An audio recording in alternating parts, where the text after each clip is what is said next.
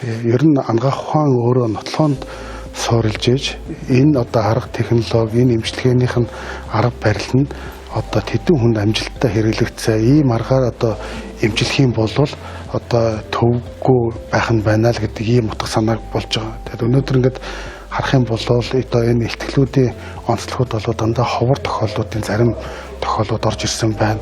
Түгээмэл байдаг эмчилгээний удирдамжуудыг арай нэг жоохон өөрчлөөд өөр аргаар бас хэрэгжилж үзсэн нь эмэлзүүд одоо эдийн засаг болоод орон хоногийн чухал ач холбогдолтой ийм одоо зүйлүүд байсан байна.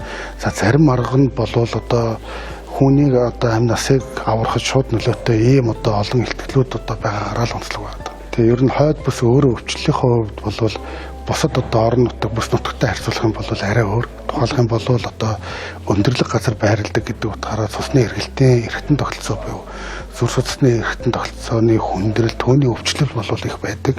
За дээрэс нь одоо хавдрын өвчлөл бол Монгол улсын хэмжээнд одоо хамгийн өндөр одоо бүртгэж байгаа бол манай одоо Булган аймгаас ахуулаад одоо энэ хойд бүс дээр бол их байгаа. Ийм учраас бол хүн амын тэргүүлэх өвчин түүн дотроо нас орж байгаа энэ тохиолдлыг л одоо бууруулахад тэр эмч эмнэлгийн мэрэгчднүүдийн судлаач эмчнэрийн оролцоо хамгийн чухал дээр мэдээлэлээ солилцож хоорондоо үр дүн гаргана гэдэг бол энэ одоо ангаах ухаан дээр оруулж байгаа их том хөрөнгө оруулалт гэж